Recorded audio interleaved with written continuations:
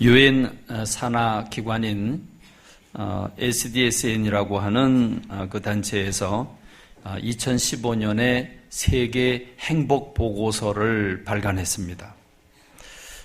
어떤 나라가 제일 행복한 나라인가? 그 행복하기 위해서 갖추어야 할 것이 무엇인가? 돈을 얼마나 많이 벌고 있고, 국가의 기관 산업은 어떻고, 안전망은 어떻게 구축되어 있고, 그리고 사람들의 의식 구조는 어떻고, 선택하고 자유를 누리는 건 어떻고, 사람과 관계, 관용의식이나 또는 기대 수명이나 정부가 하는 역할이나 부정은 없는지, 이런 것들을 종합적으로 어떤 나라가 행복의 조건을 갖추었는가 하는 것을 158개국을 조사를 했는데 대한민국은 47등이 되었습니다. 1등은 스위스, 2등은 아이슬란드, 3등은 덴마크가 차지를 했습니다. 그러니까 모든 행복의 조건을 충분히 갖췄고 백성들도 행복에 대한 마인드를 가지고 있다는 것입니다. 거꾸로 1등은 아프리카에 있는 토고, 또 부룬디, 루안다 이런 나라들이었습니다. 그런데 행복의 조건을 갖추었는가 갖추지 않았는가, 돈이 많은가 적은가 전혀 관계없이 행복감, 행복체감, 물질이 많아도 불행하다고 느낄 수 있고 물질이 적어도 행복하다고 느낄 수 있는데 체감 온도를 재는 거를 잰 단체가 있습니다. 미국의 여론조사기관 갤럽이라고 하는 데가 지난 3월 달에 조사를 했는데 143개국을 조사를 했습니다. 15살 이상 1000명을 대상으로 무작위로 조사를 했는데 대한민국은 143개국 조사 대상 국가 중에 118등을 했습니다. 그러니까 유엔이 조사한 보고서에 따르면 우리나라는 행복의 조건을 많이 갖추고 있는데 그런데 반면에 행복하다고 느끼지는 못하고 있다. 거의 바닥 수준으로 불행하다고 느끼고 있다고 생각하고 있었습니다. 왜 우리나라는 행복에 대한 반응이 이렇게 적을까? 특별히 이걸 연구하는 그 일리노이 대학의 그 세계적인 심리학자인 에드 디너라고 하는 사람이 왜 한국은 충분한 조건을 갖고 있는데 백성들은 왜 불행하다고 생각하지? 라고 하는 제목을 가지고 한국의 교수들과 더불어 조사를 했습니다. 아주 심층 연구를 했습니다. 조사한 결과 답을 얻었는데 그 답은 한국 사람들은 행복을 넣는 조건 중에 가장 중요한 조건이 뭐냐? 돈이다. 돈이라고 하는 것. 그 다음에 두 번째는 비교의식이다. 내가 아무리 많이 가지고 있어도 저 사람과 비교를 해볼 때, 다른 사람이 나를 볼 때 어떻게 보는가가 대단히 중요한 것으로, 그래서 많고 적음을 떠나서 비교의식, 경쟁의식을 가지고 있기 때문에 상대적으로 행복감을 느낄 수 없다라고 하는 결론을 얻게 됐습니다. 그렇습니다. 우리나라는 지난 50년 전에 비하면 우리나라는 천지가 개벽한 겁니다. 완전히 달라졌습니다. 정말 먹을 게 없던 나라, 정말 그 다리 밑에 가면 거지들이 거적대기 가만히로 이렇게 늘어놓고 그 안에 살던 거지들, 전 제 눈으로 어린 시절에 봤습니다. 그리고 제 눈으로 거지들이 그 지금 페인트 깡통 요만한 거, 그걸 들고 집집마다 밥 달라고 돌아다니는 거 봤습니다. 그러면 밥이고 김치하고 이렇게 넣어주는데 거지들의 통을 이렇게 살짝 들여다보니까 그 안에는 콩나물, 밥, 여러 가지가 막 섞여 있었어요. 그럴 수밖에 없죠. 집집마다 가면 주니까 그냥 막 섞여 있었어요. 그렇습니다. 그런 시절이었습니다. 지금 우리는 호텔 식사를 하고 있고 뷔페 식사를 하고 있습니다. 오늘 우리가 사는 세상은 행복한 조건을 정말 많이 갖추었는데도 불구하고 행복하다고 느끼고 있지를 못합니다. 며칠 전에 우리 사무실에 우리 목사님들하고 우리 이제 정숙자매하고 같이 식당을 갔습니다. 한 식당을 추천을 해서 저 거두리에 있는 어느 한 식당을 찾아갔는데 값은 7,000원이었습니다. 근데 반찬이 참 많이 나왔습니다. 몇 가지가 나오는지 내가 쉬어봤는데 딱 20가지가 나왔습니다. 7,000원짜리 반찬에 거기 소갈비찜도 나왔습니다. 적지 않았습니다. 양도 꽤 됐습니다. 여러분 어딘지 나중에 물어보시기 바랍니다. 근데 중요한 거는 저만이 아니라 우리 목사님도 같이 느꼈는데 반찬이 너무 많았어요. 처음에 그래서 그걸 이렇게 서빙하는 분에게 아니 이렇게 장사를 해서 뭐 남는가? 그런 질문까지 했습니다. 근데 참 희한한 것은요, 먹다가 젓가락을 들고 뭘 먹어야지? 갈 데가 별로 없다는 거예요.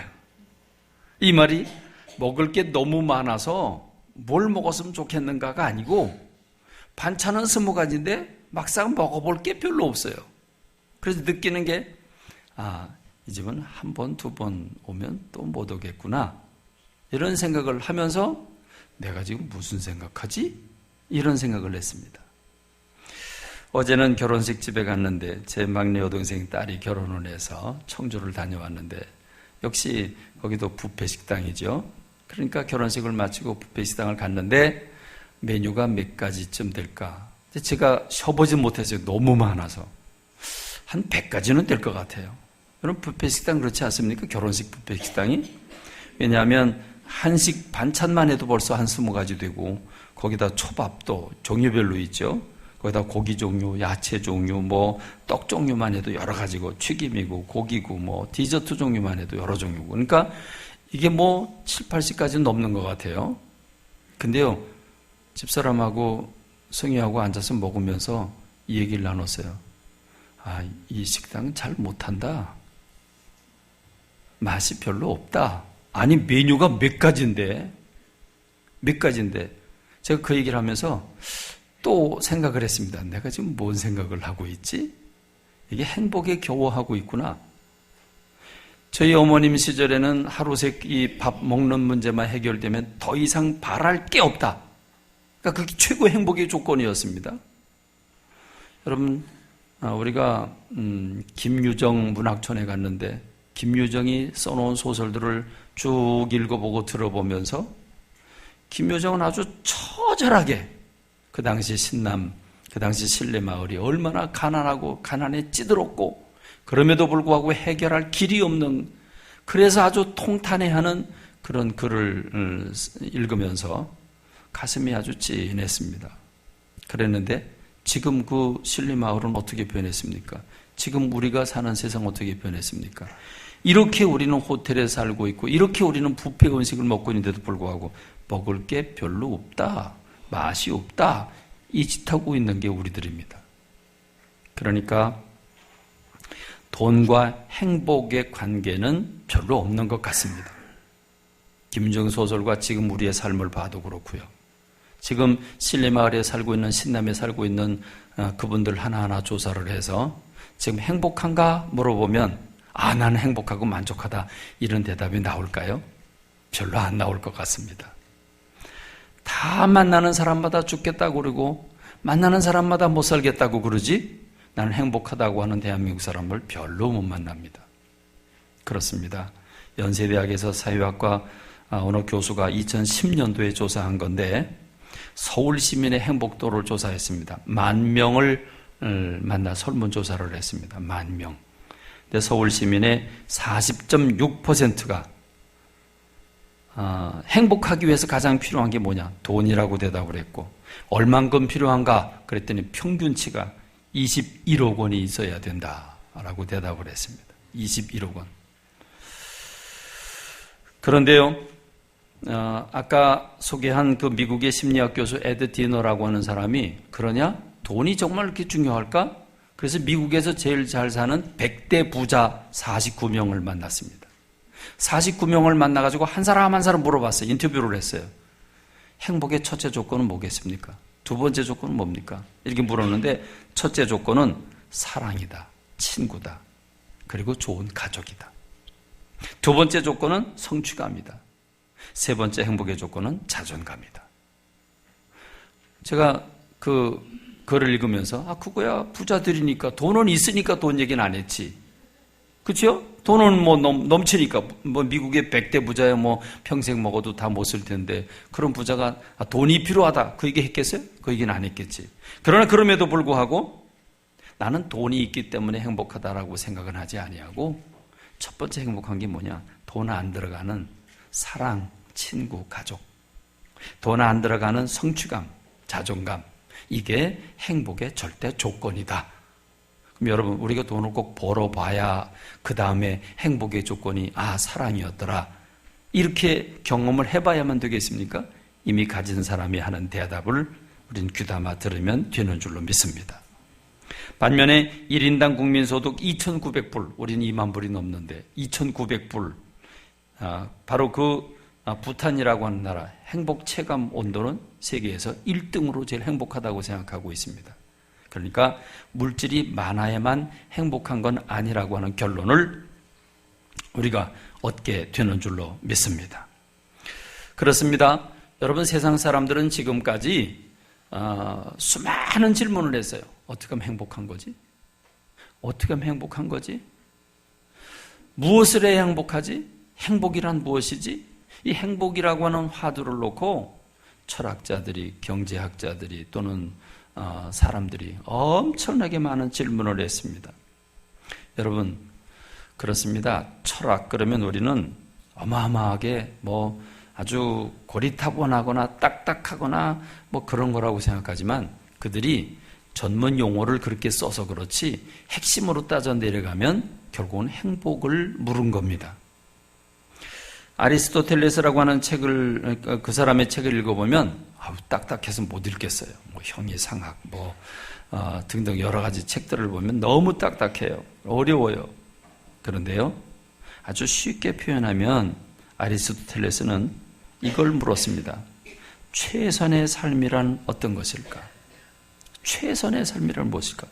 여기서 말하는 최선을 그 당시 언어로 얘기하자면 아레테라고 하는 말입니다. 아레테. 이 아레테라고 하는 말은 가장 좋은 상태, 가장 훌륭하고 가장 좋은 만족한 상태, 이걸 가리켜서 아레테라고 말하는데, 이 아레테를 추구하는 삶이 인간의 삶이다. 철학하는 이유는 바로 이 아레테를 추구하기 위해서다. 그런데 이 아레테를 추구하려면 어떻게 되냐? 이성이 살아있어야 되고 이성과 합치하는 영혼이 있어야 된다. 그래서 이성과 영혼의 삶을 살아야 아레테의 삶을 살 수 있다라고 주장을 했습니다. 그런데 이 아리스토텔레스가 말한 아레테라고 하는 것은 중용의 덕이었습니다. 이성을 가지고 영혼이 어떻게 살아야 되냐? 중용의 삶을 살아야 된다. 중용이 뭐냐? 가운데냐? 아니다. 가운데가 아니고 무엇이든지 지나치지 않는 게 중요하다. 지나치면 문제가 된다. 그렇기 때문에 중용이란 너무 열등감에 빠져서 비겁한 것도 아니고 우월감에 빠져서 만용을 부리는 것도 아니다. 지혜를 통해서 조화를 이루는 상태가 중용이다. 중용을 취할 때 비로소 아레테를 누릴 수 있다. 이렇게 생각을 했습니다. 자, 그런데요, 이 고대 철학을 보면 세 가지 행복을 추구하는 방법이 다른 세 학파가 있습니다. 첫 번째 학파는 키니코스라고 하는 학파가 있는데, 이 키니코스 학파는 우리말로 표현하면 견유학파입니다. 이 견자는 개견자입니다. 그러니까 견유학파는 개 같은 삶을 살고 있다, 그 뜻입니다. 이 키니코스라는 말이 개 같다는 뜻에서 나온 건데, 왜 그랬을까? 그 당시 사람들이 가진 가치관이나 그 당시 사람들이 추구하는 풍습, 좋은 것들, 이런 것들을 다 버리고 반문명적으로 사유하면서 누더기를 걸치고 구걸을 하면서 살았습니다. 그들은 왜 그랬냐면 괜히 폼나게 폼생폼사, 폼나게 입고 뭘 꾸미고 이건 부자연스러운 거다. 자유롭게 살아야 된다. 그래서 그들은 자유를 추구하기 위해서 돈과 명예, 부귀와 권력을 거부한 것입니다. 그래서 누더기 걸치고 내가 살고 싶은 대로 산다는 거죠. 그 자유를 제일 만끽한 사람이 누구냐? 대표적인 주자가 견유학파, 개같이 산 사람의 제1주자가 디오게네스라는 사람입니다. 여러분 잘 아시죠? 디오게네스. 이 디오게네스는 너무 유명한 철학자였습니다. 그러니까 이 알렉산더 대왕이 이 디오게네스에 관한 소문을 들었습니다. 괴짜지만 생각이 굉장히 깊다, 철학자다. 그래서 알렉산더 대왕이 이 디오게네스를 만나기 위해서 일부러 왔습니다. 대단한 거죠. 그럼 다른 사람 같으면 어떻게 해야 됩니까? 보통 사람 같으면 알렉산더 대왕이 찾아왔는데 격식을 갖추고 긴장을 하고 준비를 하다가 맞이할 텐데, 이 디오게네스는 통 속에서 사는 사람입니다. 통에 몸을 걸치고 있는데 알렉산더 대왕이 나타났어요. 나타나가지고 당신의 소문을 들어서 내가 찾아왔는데 당신이 뭐 소원하는 게 있으면 얘기해라. 내가 다 들어줄게.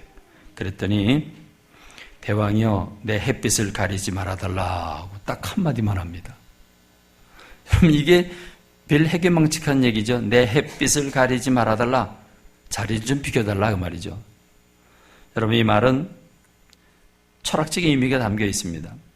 대왕이 그 권력을 움켜쥐기 위해서, 절대 권력을 가지기 위해서 얼마나 많은 사람을 죽였고, 당신이 세계의 그 수많은 땅덩어리를 얻기 위해서 얼마나 많은 전쟁을 치루었으며, 그러므로 대왕의 절대 권력이나 부나 명예보다도 지금 이 순간 나를 비추고 있는 저 태양이, 저 햇빛이면 나는 그거 외에는 더 이상 바라지 않는다. 난 이거로 만족한다. 여러분, 그러고 보면 세계를 정복하기 위해서 목숨을 걸고 긴장을 하면서 작전 전략을 하고 여기저기 뛰는 알렉산더가 행복한 사람입니까? 누더기를 걸치고 통 속에서 살지만 햇빛으로 만족하고 있는 디오게네스가 행복한 사람입니까? 여러분, 우리가 진정 생각해 봐야 할 주제일 것입니다. 근데 이 견유학파에서 영향을 받은 스토아 학파라고는 유명한 학파가 있는데, 거긴 논리학, 자연철학, 윤리학 이런 것들을 발전시킨 학파입니다. 근데 이 학파는 이 자유를 얻기 위한 견유학파, 개같이 사는 사람들에게 영향을 받았어요. 그래서 어떻게 하면 평안을 얻을 수 있을까 생각하는데, 사람들에게 문제가 뭐냐면 열정이 문제예요. 너무 열정을 가지다 보니까 혈기도 내잖아요.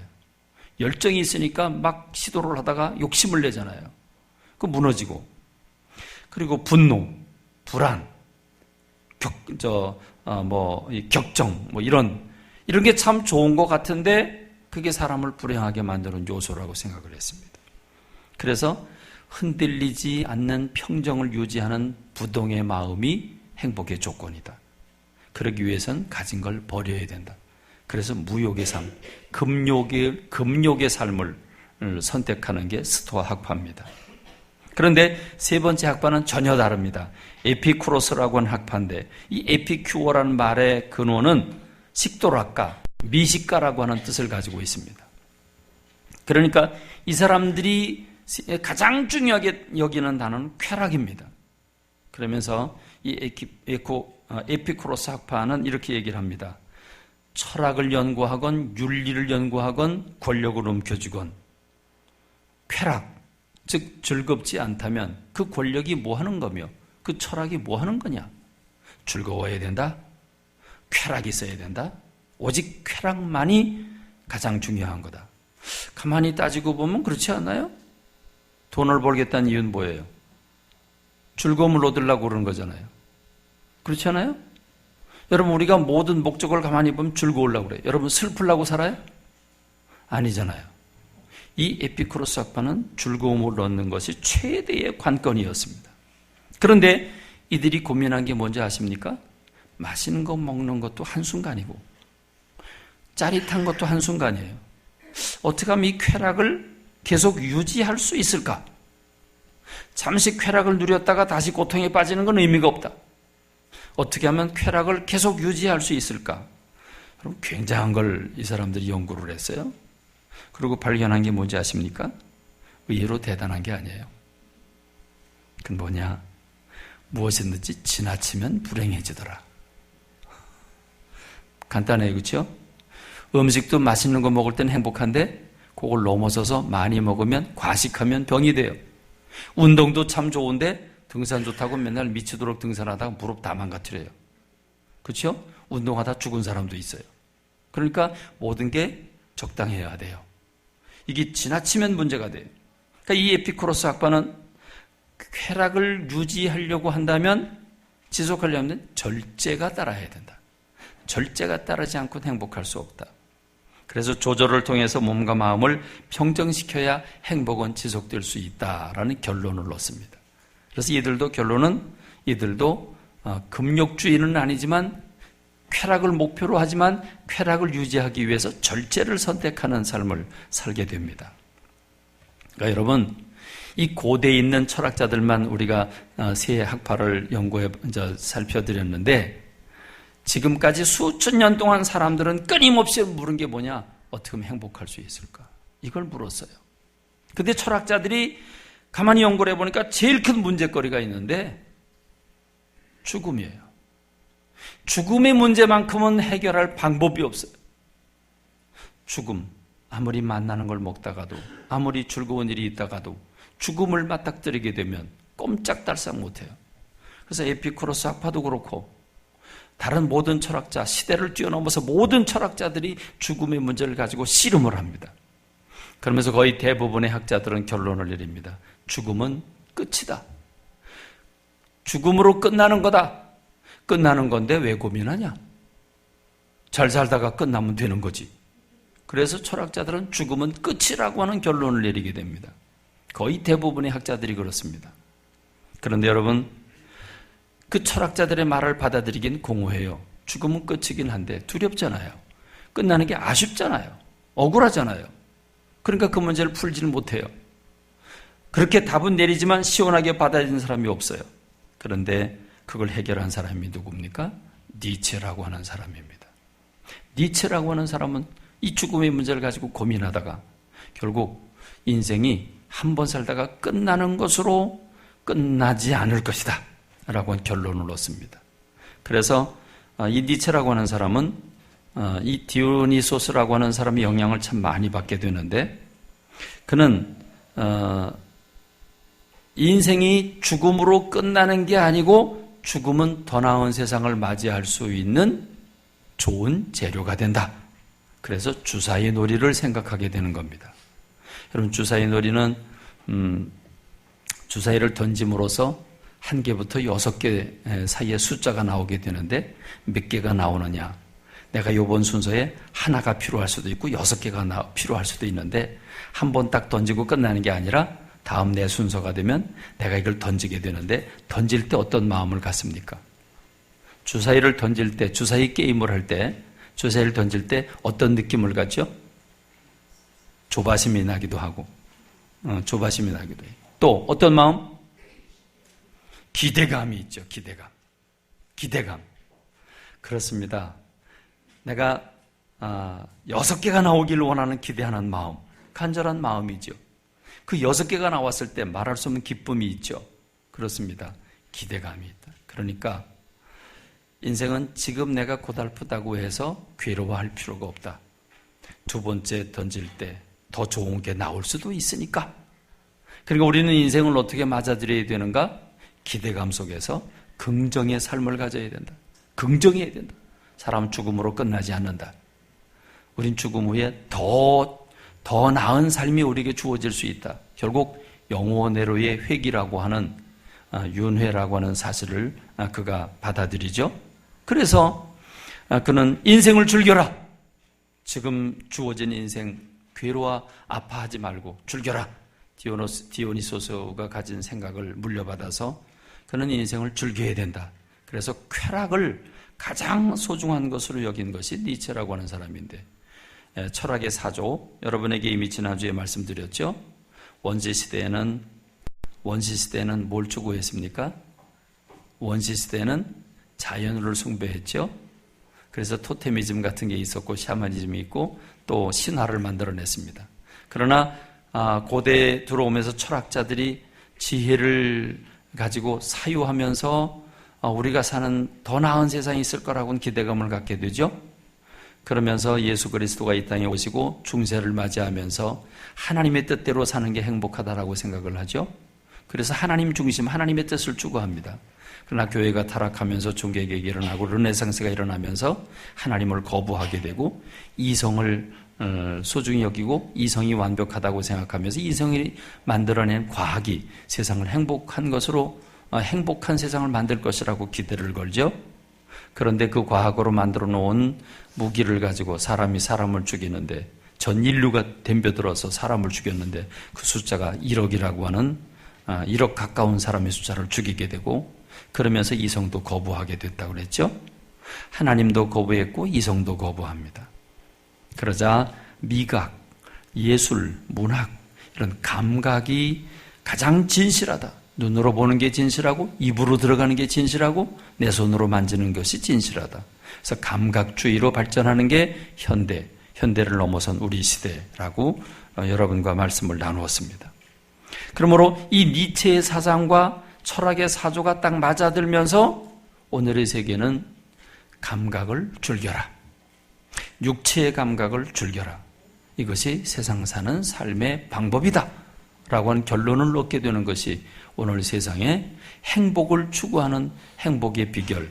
그것은 육체의 감각을 만족시키는 쾌락.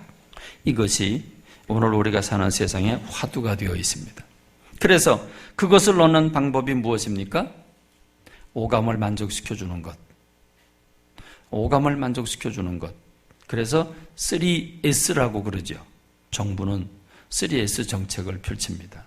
그래서 스포츠, 또 스크린, 또 섹스 이런 세 가지 산업을 통해서 세계를 정부가 그 분위기를 만들어내고 세계가 스포츠, 월드컵, 축구, 열광의 도가니로 들어가게 된 이유가 바로 거기에 있습니다. 스포츠입니다. 스크린, 움직이는 눈으로, 스크린이야말로 종합 아닙니까? 눈으로 보고 귀로 듣고 영상이라고 하는 것은 듣고 보고 손에 땀을 주면서 쾌락을 얻게 되는 거죠. 섹스라고 하는 종합 세트죠. 그렇습니다. 오늘의 산업이, 오늘의 문화가 스포츠나 또는 스크린이나 또는 섹스라고 하는 것으로 대변할 수 있는 이유가 바로 여기에 있습니다. 철학과 문학이 딱 맞아 떨어지게 되는 겁니다. 그런데 여러분, 이것은 큰 착각입니다. 영원한 착각입니다. 철학자들이 내린 두 가지 결론, 인생은 끝이다. 아니면 니체라고 하는 사람이 말한 대로 아니다. 인생은 더 나은 세상을 우리가 기대할 수 있다. 더 좋은 세상이 올 수도 있는데 왜 우리가 이 세상을 괴로워하냐? 즐겨라. 아닙니다. 둘 다 틀렸습니다. 인생은 죽음으로 끝나지 않습니다. 인생에게 한 번의 생명은 주어진 것이고 죽음 후에는 영원한 심판이 기다리고 있는 줄로 믿습니다. 그 심판을 통해서 우리는 영원한 세계에 입문하게 되고 영원한 지옥으로 들어가게 됩니다. 인생은 죽는 걸로 끝난 줄 알았던 철학자들은 큰 착각을 하고 실수를 한 것입니다. 니체와 같이 또 다른 세상이 우리에게 더 좋은 주사위를, 지금은 실패했지만, 지금은 고통스럽지만 더 좋은 주사위를 던질 수 있다고 하는 착각. 인생은 한 번밖에 주어지지 않습니다. 그리고 그 한 번 뒤엔 하나님 앞에 불려갈 것입니다. 그리고 영원한 영생에 들어가든지 지옥에 들어가든지 둘 중에 하나일 것입니다. 두 번째, 다시 태어난 일은 없다고 성경은 분명히 선언하고 있는 줄로 믿습니다. 그런데 여러분, 철학이, 문화가 오늘 우리 시대에 가져다 준 것, 육체의 쾌락을 얻는 것이 행복이라고 하는 정의를 만들어 주었습니다. 이 정의에 따라서 우리는 오감을 만족시키기 위해서 부단히도 애를 쓰고 있습니다. 오감이란 무엇입니까? 눈, 코, 귀, 입, 손입니다. 시각, 후각, 청각, 미각, 촉각입니다. 벌써 수년 전부터 성년의 날이 되면 연인은 성년을 맞은 그 연인을 만족시켜줘야 되는데 오감을 만족시켜줘야 돼요. 오감을. 그래서 장미 백송이를 구입을 합니다. 그럼 장미를 통해서 얻을 수 있는 게 뭐죠? 오감 중에서 눈으로 보는 장미의 아름다움, 또 장미꽃에서 흘러나오는 아름다운 향기, 후각, 또 뭐가 있죠? 장미 백송이만 가지고는 오감을 만족시킬 수가 없어요. 그래서 장미가 사랑한다고 말하지 않거든요. 그러니까 장미를 전달하면서 연인의 귀에 사랑한다고 고백을 해야 돼요. 그리고 연인과 더불어 키스를 하면 이제 또 사랑의 미각까지 맛볼 수 있습니다. 그래서 성년의 날에 공식적으로 순결을 잃어버리는 날이 성년의 날로 정해진 게 지금 젊은이들의 문화입니다. 그렇습니다. 어느 결혼식에 참석을 했더니 사회자가 짓궂은 질문을 여러 가지 합니다. 이제 새 가정으로 출발을 해야 되는데, 행진을 해야 되는데 붙잡아 놓고 여러 가지 질문을 합니다. 그 질문 가운데 이런 질문을 합니다. 지금 결혼한 이 신부가 첫사랑입니까? 라고 물었어요. 첫사랑입니까? 그랬더니 이 친구가요, 신랑이요, 잠시 머뭇거리더니 예, 그랬어요. 그랬더니 사회자가 왜 머뭇거립니까? 그러면서 콤멘트를 붙이는데 가슴이 조금 아팠어요. 지금 이 신부가 마지막 여인이 되기를 바랍니다. 마지막 사랑이 되기를 바랍니다. 우리가 사는 세상의 모습이에요. 우리는 결혼을 기대하면 신랑과 신부가, 순결한 신랑과 신부가 거룩한 신성한 결혼을 하고 두 사람이 하나가 되는 것을 우리가 기다려오고 우리가 꿈꿔왔는데, 오늘의 결혼식장에서 수많은 하객들이 보는 가운데 첫사랑입니까? 라고 물어보고 마지막 사랑이 되기를 바랍니다. 이걸 공개적으로 얘기하는 시대가 됐다는 것입니다. 그렇습니다. 여러분, 행복이란 무엇입니까? 육체 쾌락을 맛보는 것입니까? 여긴 무슨 문제가 생깁니까? 육체 쾌락을 맛본다, 육체를 만족시킨다, 입맛을 충족시켜줘야 되고 눈을 충족시켜줘야 돼요. 눈은 아름다워야 돼요. 코는 향기가 들어와야 돼요. 귀로는 달콤해야 돼요. 입으로는 짜릿함을 맛봐야 돼요. 손으로는 터치를 하는 터치가 있어야 돼요. 눈으로 보고 아름다우려니까 아름다운 옷을 입고 모자를 쓰고, 그리고 그 가방을 들어야 되고 화장을 해야 되고, 이게 돈이 장난이 아니에요. 이게 얼마나 많은 돈이, 모자 하나만 해도 돈이 왜 이렇게 비싸요? 가방 하나는 왜 수백만 원이에요? 도대체 이해가 안 가죠? 눈을 충족시키기 위해서 우리는 얼마나 많은 돈이 필요해요. 코로 향기를 위해서 우리는 냄새나는 부분에다가 향기를 뿌리는데 그게 뒤섞여가지고 더 구린내가 나요. 귀로 듣고 아주 달콤한 이야기를 들려주고 입으로 짜릿함을 맛보기 위해서 우리는 얼마나 많은 식당을 찾아다닙니까? 그렇습니다. 우린 부드러운 걸 너무 좋아합니다. 촉감을 너무 좋아합니다. 그래서 옷을 하나 골라도 부드러운 옷을 골라요. 문제는 오감을 만족시켜 주려니까 이게 돈이 있어야 돼요. 돈이 있어야 돼요. 돈 없으면 오감을 만족시킬 수가 없어요. 그렇기 때문에 돈 하게 돼 있는 겁니다. 돈이 있으면 뭐해요? 건강이 뒤따라야죠. 건강 없으면 육체 오감을 만족할 수가 없죠. 그러니까 건강을 챙겨야 돼요. 건강이라면 돈 안 따져요. 건강을 얻을 수 있다면. 그렇습니다. 오늘 우리가 사는 세상이 왜 황금만능주의가 됐습니까? 왜 돈 그리고 건강 그럽니까?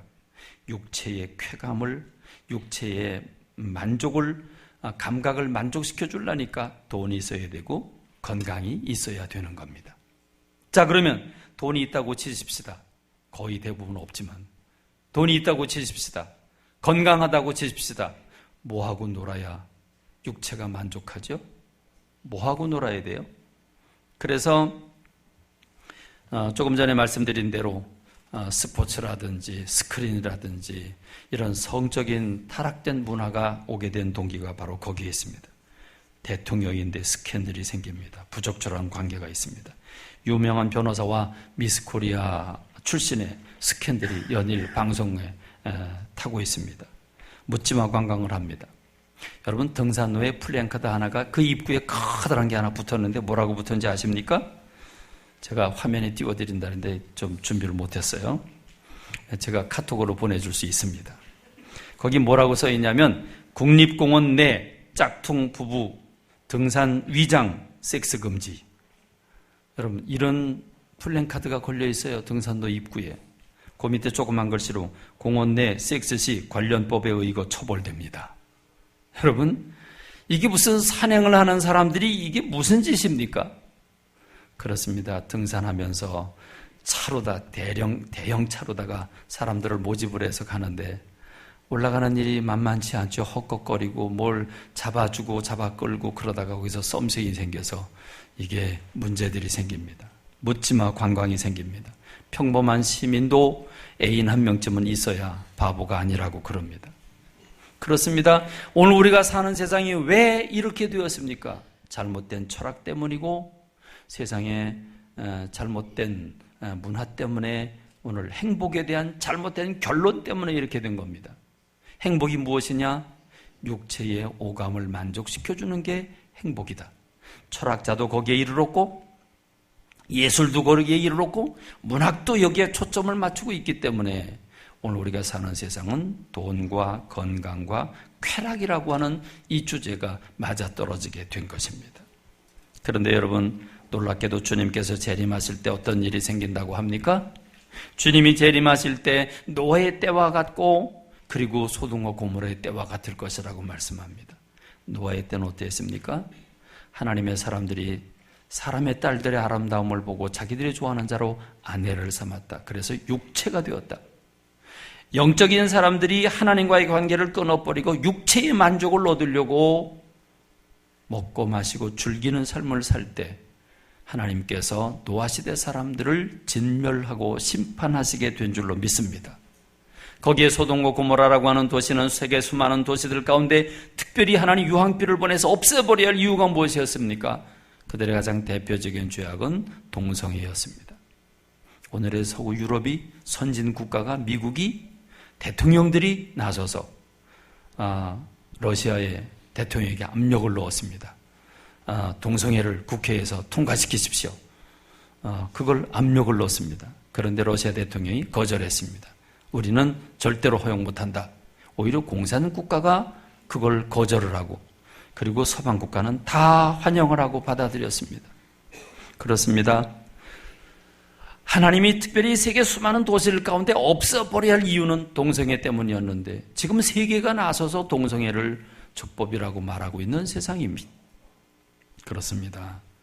여러분, 성경은 뭘 얘기하고 있습니까? 주님이 재림하실 때 이런 일이 벌어질 것이라고 말하고 있고 우리가 사는 시대에 선진국가가 앞다퉈서 이런 일을 하고 있다는 사실은 결코 우연이 아닌 줄로 믿습니다. 그렇습니다. 하나님께서 인생들을 창조해 주실 때 인생은 행복하도록 창조해 주셨습니다. 하나님이 아담과 하와를 창조하시고 그들에게 복을 주셨다고 했습니다. 그 복은 알고 보니까 하나님의 영광을 나눠준 것입니다. 여러분, 그 복은 무엇입니까? 하나님의 영광인데 어떻게 인간에게 이 영광을 나누어 줬습니까? 하나님의 형상을 담게 해주셔서 그래서 우리가 그 하나님의 형상, 하나님의 그 영적인 성품과 인간의 성품이 하나가 돼서 하나님의 말씀을 받아들고 하나님을 사랑하고 하나님 주시는 그 행복을 우리가 받을 수 있게 창조해 주신 줄로 믿습니다. 그러므로 인간은 행복을 기본적으로 추구해야 되는 본능을 가지고 있습니다. 철학자들은 하나님을 빼놓고 자기들의 머리로 어떻게 인간이 행복을 얻을 수 있을까 고민한 결과 사람은 죽으면 끝난다? 아니, 더 좋은 삶을 얻을 수 있다? 그리고 인간은 가장 확실한 감각을 만족시켜 줄 때 진정한 행복이 온다. 여러분, 이걸 주장한 게 철학자들이고 세상의 문화는 그걸 받아들여서 오늘 우리가 사는 세상이 전부 여기에 열광되어 있고 이것 때문에 돈이 우상이 되어 있다고 하는 게 오늘 우리가 사는 세상의 모습입니다. 여러분, 그러나 오늘 우리가 읽은 성경 말씀, 오늘 성경 말씀은 우리에게 놀라운 진리를 선언하고 있습니다. 뭐라고 말씀하고 있습니까? 내가 무엇을 가지고 여호와 앞에 나아가며 높으신 하나님께 경배할까? 내가 번제물로 일련된 송아지를 가지고 그 앞에 나아갈까? 여호와께서 천천의 순양이나 만만의 강물 같은 기름을 기뻐하실까? 내 허물을 위해서 내 맏아들을 내 영혼의 죄로 말미암아 내 몸에 열매를 드릴까? 사람아, 주께서 선한 것이 무엇임을 내게 보이셨나니 여호와께서 내게 구하시는 것은 오직 정의를 행하며 인자를 사랑하며 겸손하게 네 하나님과 함께 행하는 것이 아니냐. 우린 어마어마한 것을 뭔가 해야 된다고 생각을 하고 뭔가 하나님께 드려야 된다고 생각하고 있는데 하나님께서 우리에게 정답을 주셨습니다. 사람아, 주께서 선한 것이 무엇임을 내게 보이셨나니.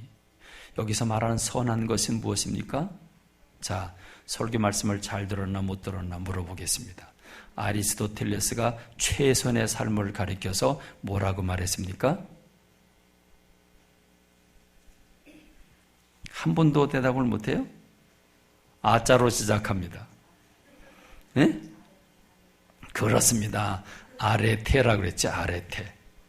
여러분, 아리스토텔레스라고 하는 사람이 최선, 가장 훌륭한 것, 여러분, 그것이 아레테라고 하는 말로 여러분에게 설명을 드렸는데, 지금 내가 사람아 주께서 선한 것이 무엇임을 내게 보이셨다. 그건 아리스토텔레스는 중용의 덕을 얘기했고, 또 스토아파는 금욕주의를, 그리고 디오게네스 같은 사람은 개 같은 삶을 살았습니다. 그리고 에피쿠로스 학파는 쾌락이 최고로 중요하다고 여기고 절제를 주장했습니다. 그런데 여러분, 주님이 하신 말씀입니다. 선한 것, 이 아레테가 무엇인 줄 아느냐? 여호와께서 내게 구하시는 것은 오직 정의를 행하며 인자를 사랑하며 겸손하게 내 하나님과 함께 행하는 것이 아니냐. 여러분, 이 8절의 말씀을 우리는 두 가지로 압축할 수 있어요. 하나는 이웃을 사랑하고 하나는 하나님을 사랑해라. 그렇죠? 내게 구하시는 것은 오직 정의를 행하고 인자를 사랑하고 겸손하게. 자, 정의를 행하고 인자를 사랑하고 이웃을 사랑하는 거죠. 두 번째, 겸손하게 내 하나님과 함께 행하는 것이 아니냐. 하나님을 사랑하고 이웃을 사랑하는 것인 줄로 믿습니다. 그렇습니다. 성경을 보십시오. 하나님은 아브라함과 이삭과 야곱 족장 시대에 아브라함에게 하나님이 아브라함과 함께 하시는 것을 가장 소중히 여기셨습니다. 그때 아비멜렉과 군대장관 비골이 아브라함에게 말하여 이르되 내가 무슨 일을 하든지 하나님이 너와 함께 계시도다. 이삭이라고 하는 사람, 그 밤에 여호와께서 그에게 나타나 이르시되 나는 네 아버지 아브라함의 하나님이니 두려워하지 말라. 내 종 아브라함을 위하여 내가 너와 함께 있어 내게 복을 주어 내 자손이 번성하게 하리라. 야곱이라고 하는 사람, 우리가 일어나 베델로 올라가자 내 환난 날에 내게 응답하시며 내가 가는 길에서 나와 함께 하신 하나님께서 내가 거기서 제단을 쌓으리 하노라. 모세라고 하는 사람에게 주님은 하나님이 이르시되 내가 반드시 너와 함께 있으리라. 내가 그 백성을 애굽에서 인도하여 낸 후에 너희가 이 산에서 하나님을 섬기리니 이것이 내가 너를 보낸 증거라.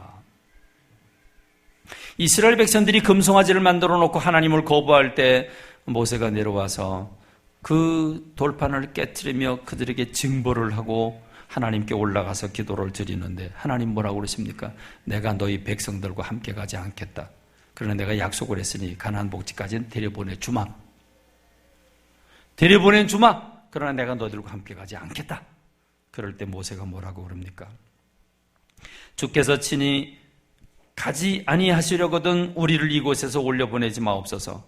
나와 주의 백성이 주의 목전에 은총을 입은 줄로 무엇으로 알리까? 주께서 우리와 함께 행하심으로 나와 주의 백성을 천하 만민들이 구별하심이 아니니까. 여호와께서 모세에게 이르시되 네가 말하는 이 일도 내가 하리니 너는 내 목전에 은총을 입었고 내가 이름으로도 너를 알미니라. 모세의 가장 소원은 주님이 이스라엘 백성들과 함께 하는 것이었습니다. 하나님은 여호수아에게 말씀하십니다. 내가 네게 명령한 것이 아니냐. 강하고 담대하라. 두려워하지 말라. 놀라지 말라. 네가 어디로 가든지 네 하나님 여호와가 너와 함께 하느니라. 사무엘에게 말씀하셨습니다. 사무엘이 자라매 여호와께서 그와 함께 계셔서 그의 말이 하나도 땅에 떨어지지 않게 하셨다. 제가 제일 부러워하는 구절입니다. 하나님이 사무엘과 함께 하셔서 그의 말이 하나도 땅에 떨어지지 않았다. 부럽습니다. 사무엘하 5장 10절에 보니까 다윗은 만군의 하나님 여호와께서 함께 계시니 다윗이 점점 강성하여 가니라 그랬습니다. 그럼 우리는 어떻습니까? 신약시대 사는 사람들에게는 어떻습니까? 마태복음 1장 23절에 보라 처녀가 잉태의 아들을 낳을 것이 그 이름은 임마누엘이라 하리라 하셨으니 이를 번역한즉 하나님이 우리와 함께 계시다. 예수님을 보내준 이유가 뭡니까? 우리와 함께 하시기 위해서 예수님을 보내셨습니다. 우리의 마지막 꿈, 우리의 마지막 기다림은 예수님의 재림인데 재림의 결과는 무엇입니까? 내가 들으니 보좌에서 큰 음성이 나서 이르되 보라 하나님의 장막이 사람들과 함께 있음에 하나님이 그들과 함께 계시리니 그들은 하나님의 백성이 되고 하나님은 친히 그들과 함께 계셔서. 할렐루야. 우리의 꿈과 소망은 주님과 함께하는 것인 줄로 믿습니다. 지금은 우리 눈에 보이지 아니하지만 우리와 함께하신 하나님을 찾으려고 애를 씁니다. 그리고 그때는 눈으로 주님의 얼굴을 뵈면서 주님과 함께 영원히 거하게 될 줄로 믿습니다. 그렇습니다. 오늘 성경의 말씀, 겸손히 주님과 함께하는 것이 아니냐. 주님과 함께하는 비결이 무엇입니까? 주님과 함께하는 비결이 무엇입니까? 시편 1편에서 여러분, 우리가 죄인의 길에서 떠나지 아니하고 오만한 자의 자리에 앉지 아니하고 오직 하나님의 말씀을 사랑해서 주야로 묵상하는 자가 행복한 자라고 말씀하고 있습니다. 주님 말씀하십니다. 오라 너희 목마른 자들아 물러나와라. 돈 없는 자도 오고 너희는 와서 사 먹되 돈 없이 값 없이 와서 포도주와 젖을 사라. 너희가 어째 양식 아닌 것을 위하여 은을 달아주며 배부르게 하지 못할 것을 위하여 수고하느냐. 내게 듣고 들을지어다. 그리하면 너희가 좋은 것을 먹을 것이며 너희 자신들이 기름진 것으로 즐거움을 얻으리라. 너희는 귀를 기울이고 내게로 나와 들으라. 그리하면 너희 영혼이 살리라. 할렐루야. 주님 말씀하십니다. 천국이 여기 있다 저기 있다 하지 마라. 너희 안에 있느니라. 가족들과 더불어 원수지간이 되면 지옥이 거기에 있습니다. 교우들 꼴보기 싫어서 저 멀리 앉아 있으면 여기가 지옥인 겁니다. 다른 데 지옥이 있지 않습니다. 천국은 너희 안에 있느니라. 관계 속에 있는 줄로 믿습니다. 그러므로 정의를 사랑하고 인자를 사랑하는, 이웃을 사랑하는 것. 누가 내 이웃이냐? 강도 만난 사람, 그 사람을 치료해 준 사람이 이웃입니다. 오늘 저와 여러분들이 우리 공동체 식구들을 사랑하기를 바랍니다. 여러분 직장 사람들 미워하지 마시기 바랍니다. 그들도 우리가 부모야 행복할 수 있는 줄로 믿습니다. 여러분이 만나는 사람들 저주하지 마시기 바랍니다. 심판하지 마시기 바랍니다. 꼴보기 싫다고 말하지 마시기 바랍니다. 그럴 수 있냐고 말하지 마시기 바랍니다. 여러분 그들을 끌어안고 사랑한다고 말하시기 바랍니다. 여러분 이웃을 사랑하고 하나님을 사랑할 때 진정한 행복이 우리 안에 있는 줄로 믿습니다. 돈을 사랑하지 맙시다. 세상을 사랑하지 맙시다. 육체 쾌락을 우리의 행복이라고 착각하지 마십시다. 주님과 함께하고 이웃을 사랑하는 것이 참된 행복인 줄로 믿습니다. 기도하겠습니다.